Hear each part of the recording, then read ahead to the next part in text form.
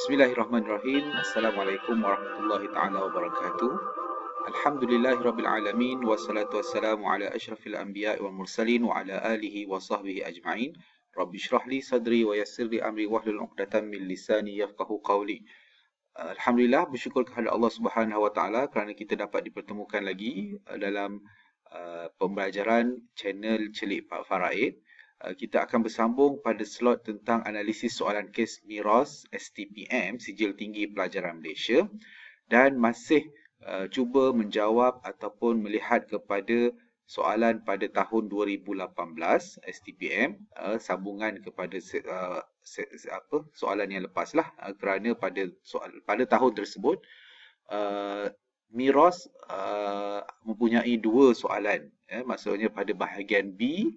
Bahagian B biasanya mengandungi 3 soalan iaitu 4, 5, 6. Pada tahun tersebut soalan 4 dan 5 adalah berkaitan miras dan pada soalan ke-6 adalah berkaitan dengan jenayat. Pada pertemuan yang lepas kita telah menceritakan ataupun cuba mengulang kaji jawapan berkaitan dengan kes miras pada soalan yang keempat. Pada pertemuan kali ini kita akan melihat kepada soalan yang kelima. Seperti biasa, dalam soalan STPM ada mengandungi 3 soalan, A, B, C sebagai pecahan kepada soalan tersebut.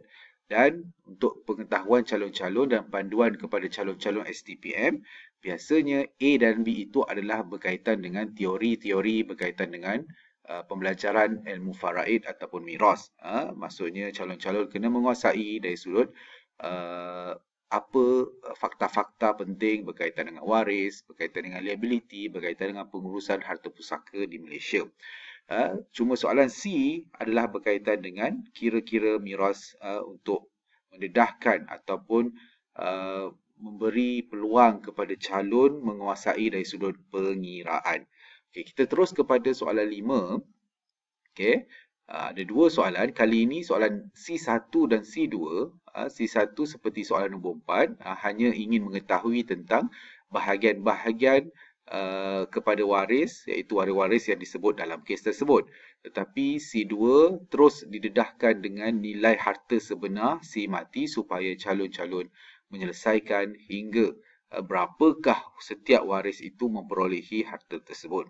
Kita mulakan dengan soalan nombor 5C1. Seorang lelaki meninggal dunia dan meninggalkan ibu, 2 orang saudara perempuan seibu sebapa, seorang saudara perempuan sebapa dan 3 orang bapa saudara sebelah bapa seibu sebapa. Okey, dalam kes ini kita tengok, kita perhatikan ataupun sebaiknya kita cadangkan kepada calon untuk merangka susu galur ataupun paling tidak draft bagaimana waris kepada si mati tersebut. Okey, ini adalah waris-warisnya, iaitu ada ibu kepada si mati, ada 2 orang adik-beradik perempuan kandung, sama ada kakak ataupun adik lah, dan ada juga saudara perempuan sebapa. Maksudnya banyak juga waris yang disebut pada soalan ini. Dan 3 orang bapa saudara sebelah bapa seibu sebapa. Seibu sebapa yang dalam ini maksudnya adalah satu datuk, satu nenek. Dalam bahasa muda ataupun bahasa kita ialah 3 orang bapa saudara ni adalah adik-beradik ayah si mati. Si mati dah tak ada ayah lah maksudnya. Dia tak sebut dalam kes ni, maksudnya sudah tidak ada. So calon-calon kena faham waris yang disebut sahaja merupakan waris yang ada. Jangan kita persoalkan mana pula waris bapa si mati, isteri si mati dan sebagainya. Hanya yang disebut sahaja sebagai waris kepada si mati. Ini adalah gambaran rajah kepada waris lelaki ini. Okey. Kalau kita perhatikan jawapan ataupun cuba kita selesaikan untuk soalan nombor 5C1 ini, maka seperti biasa kita senaraikan, wajib kita senaraikan ataupun tulis semula waris-waris tersebut yang menuntut untuk kita salin semula waris-waris itu, iaitu ibu, 2 saudara perempuan kandung, 3 bapa saudara sebelah bapa dan 1 saudara perempuan sebapa. Okey. So ini adalah waris-waris kepada si mati lelaki tersebut. Okey. Siapakah ataupun berapakah bahagiannya? Kita kena ingat balik formula yang berkaitan dengan faraid ini, untuk waris ini, pertama ialah ibu si mati. Ya.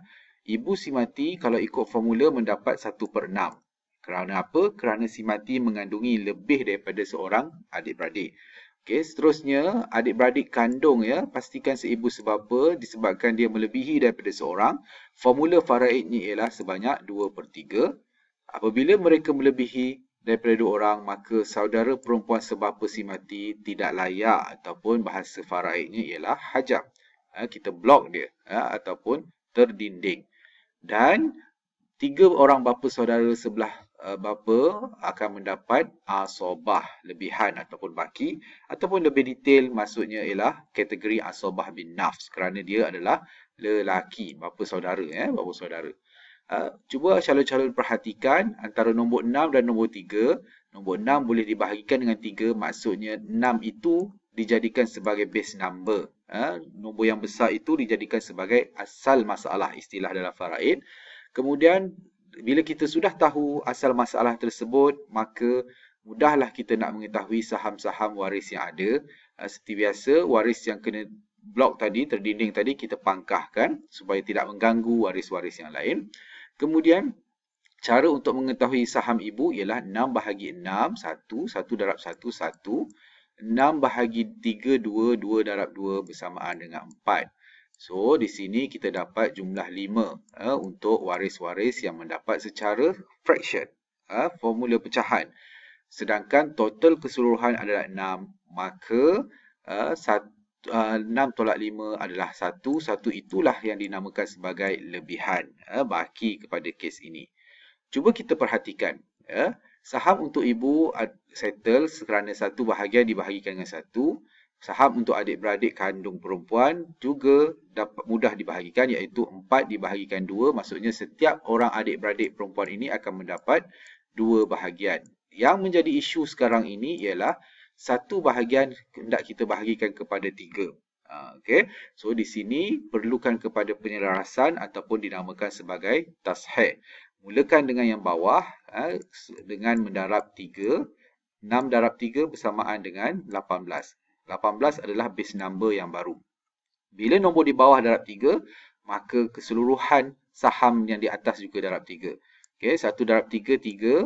4 darab 3, 12. Dan 1 darab 3 adalah 3. Bila ini yang terjadi ataupun nombor ini yang terjadi, maka senang untuk kita bahagikan untuk setiap waris ataupun satu kepala waris itu akan dapat tahu bahagian masing-masing. Contohnya, untuk 2 adik-beradik kandung akan dapat 6 bahagian per 18, dan untuk setiap bapa saudara akan mendapat 1/18. 1/18. So, ini adalah jawapan ataupun analisis untuk kes soalan miras STPM 2018 5 C1. C1. Sekarang kita beralih kepada C2 yang menuntut untuk calon menyelesaikan hingga kepada nilai akhir. Kepada nilai akhir tersebut, berapakah dia?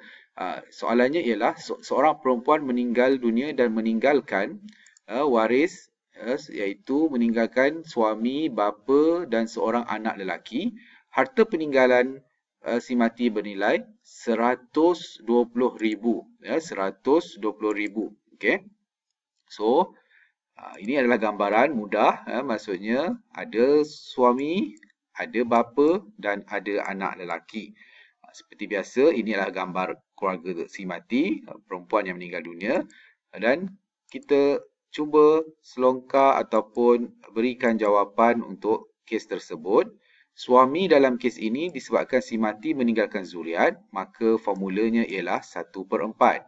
Manakala bapa si mati dalam kes ini disebabkan si mati tinggalkan zuriat lelaki, anak lelaki, maka bapa berubah daripada ataupun keistimewaan bapa tu hanya dapat peruntukan secara fardu sahaja ataupun ashabul furud sahaja, iaitu sebanyak 1/6.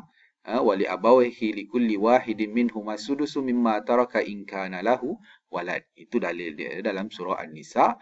Manakala baki adalah untuk anak lelaki dalam kes ini, so ataupun lebih tepat kita katakan asobah bin nafs. Okey, cuba kita perhatikan. Antara nombor 4 dan nombor 6 boleh bertemu dengan gandaan 12. Itu adalah nombor gandaan sepunya yang terkecil untuk kes ini. So, kita boleh ketahui saham masing-masing. Untuk suami 12 bahagi 4, 3, 3 darab 1, 3. 12 bahagi 6, 1, 12 bahagi 6, 2. 2 darab 1 adalah 2. Itu untuk bahagian bapa. Kalau kita jumlahkan bahagian mereka yang dapat fraction baru bernilai 5. Okey. So, sedangkan total 12. 12 tolak 5 itulah baki untuk anak lelaki yang bernilai sebanyak 7 bahagian. Bila kita sudah mengetahui saham itu ataupun bahagian akhir itu, lebih mudah. Maksudnya 3/12 kita darabkan 120,000 maka terhasillah 30,000. 2/12 darab dengan 120,000 menghasilkan 20,000. Dan untuk anak lelaki 7/12 maksudnya 7 darab 120,000 bahagi 12 maka menghasilkan 70,000. Lebih mudahlah untuk kes ni untuk pembahagian setiap waris untuk mengetahui bahagian masing-masing. So ini adalah jawapan, mudah-mudahan menjadi panduan kepada calon untuk ulang kaji akhir kepada soalan-soalan STPM pada akan datang, bagaimana soalan itu didedahkan pada peperiksaan tersebut. So, itu sahaja pada pertemuan kali ini. Mudah-mudahan mendapat manfaat daripada semua calon.